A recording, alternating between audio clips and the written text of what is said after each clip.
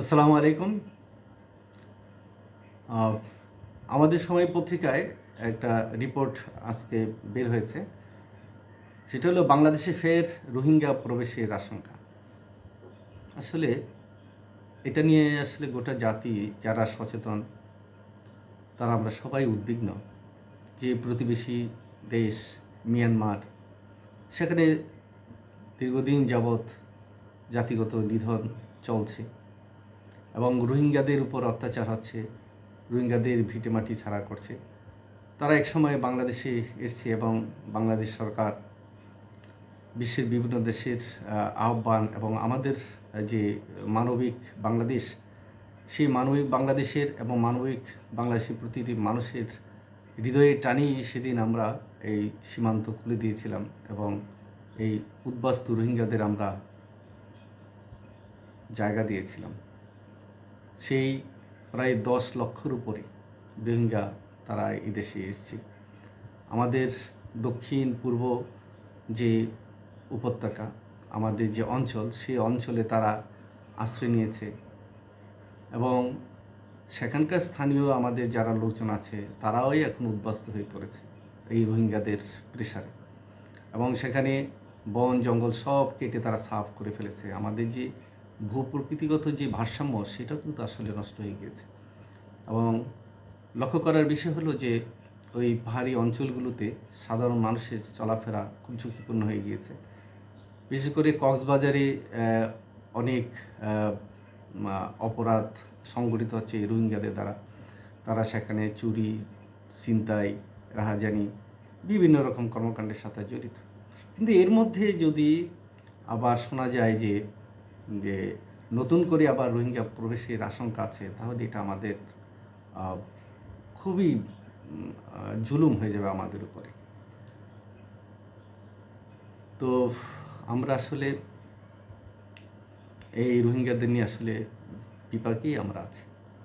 সারা পৃথিবীর এই মানবিক লোকগুলো তারা যতটুকুই আর্থিক সহায়তা দিক না কেন কিংবা খাদ্য সহায়তা দিক না কেন, কিন্তু আমাদের যেই ভৌগোলিক যেই সীমানায় যে একটা অসহিষ্ণু পরিবেশ সৃষ্টি হয়েছে, সেটা কিন্তু আমাদের দীর্ঘদিন বয়ে চলা খুব কঠিন হয়ে যায় এবং এমনও যদি হয় যে তাদেরকে আর ফেরানো যাবে না, এখানেই তাদেরকে থাকতে দিতে হবে, তাহলে এটাও আমাদের জন্য একটা মারাত্মক ঝুঁকিপূর্ণ হয়ে দাঁড়াবে।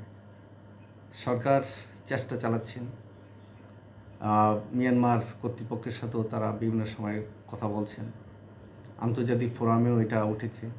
আমেরিকা সহ পশ্চিমা দেশগুলো তারাও এই সংকট সমাধান করার জন্য মৌখিকভাবে কথা বলছেন, আন্তরিকতা খুব কম দেখা যাচ্ছে। কিন্তু প্রতিবেশী দেশ ভারত কিংবা চীন, তারা আসলে এই বিষয়টাকে একটু অধিক গুরুত্ব দিতে পারত। তারা তো জানে আমাদের ভৌগোলিক অবস্থান, আমাদের অর্থনৈতিক অবস্থা, আমাদের দেশেও জনসংখ্যা অনেক বেশি। তো সেহেতু এইটা আমাদের উপরে যেই এই অত্যাচারটা হচ্ছে, এটা আন্তর্জাতিক সম্প্রদায় ভারত, চীন এদের বিশেষ করে নজর দেওয়া খুবই জরুরি। তারা যদি সংকটটির সমাধান আসলে চায়, মনে হয় সংকটটির সমাধান দ্রুত হতে পারত।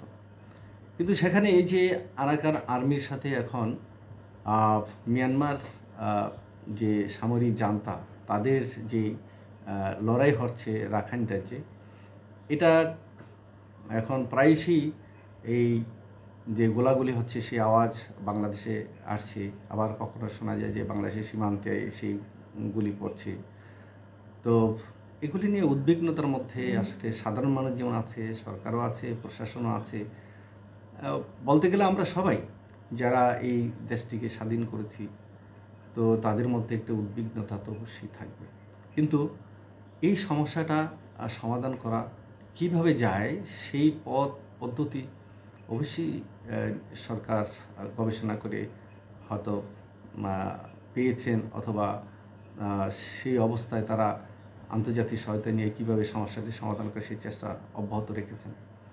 কিন্তু বাংলাদেশের একার পক্ষে এই সমস্যার সমাধান করা সম্ভব নয়, কারণ আমরা আর্থিকভাবেও যেমন খুব বলশালী নই, তারপরে সামরিক দিক থেকেও খুব একটা বলশালী নেই, আর যুদ্ধ করার মতো পরিবেশ এবং মানসিকতা আমাদের আসলে কম এই কারণেই যে আমরা সবার সাথে বন্ধুত্ব চাই। আমাদের বৈদেশিক নীতি হলো কারোর সাথে শত্রুতা নয়, বন্ধুত্ব। তাই বন্ধুত্ব হিসাবে বন্ধুত্ব নিয়েই আমরা চাই মিয়ানমারের সাথে এই সমস্যাটির সমাধান করার জন্য। কিন্তু মিয়ানমারের যে সমস্যাটি, সেই সমস্যাটি হচ্ছে রাজনৈতিক সমস্যা। কারণ তারা এই রাখাইনদেরকে, মিয়ানমারের এই রোহিঙ্গাদেরকে তারা কোনোভাবে মেনে নিচ্ছে না।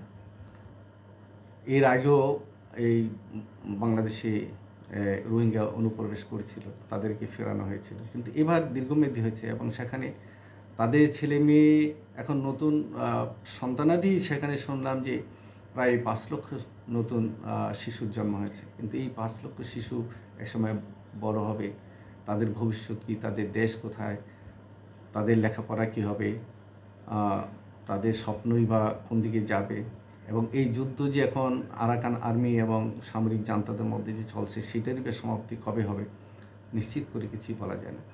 তাই আমরা আসলে খুব উদ্বিগ্ন এবং এই সমস্যাটির সমাধান হোক। সমাধান যত দ্রুত হয় ততই আমরা নিঃশ্বাস ফেলতে পারি এবং আমাদের এই দক্ষিণ এবং পূর্বাঞ্চলটা আমরা সংরক্ষিত, সুরক্ষা দিতে পারি এবং সেখানে আবার নতুন করে গাছগাছালি এবং সেখানে পাহাড় টিলাগুলো আমরা আবার যত্নে ভরে তুলতে পারি, এরকম একটি প্রত্যাশা আমাদের মধ্যে আছে। তাই নতুন করে রোহিঙ্গারা এদেশে আসুক আমরা চাই না এবং সরকারও যাতে এই ব্যাপারে কঠোর পদক্ষেপ নেন, সেই সাথে সাথে আন্তর্জাতিক দেশগুলোর দৃষ্টি আকর্ষণ করেন, এই প্রত্যাশাই আমরা করি। আমরা চাই একটি সুন্দর সমৃদ্ধশালী বাংলাদেশ এবং আমাদের এখানে রোহিঙ্গারা চিরস্থায়ী থাকুক, এটা আমরা চাই না।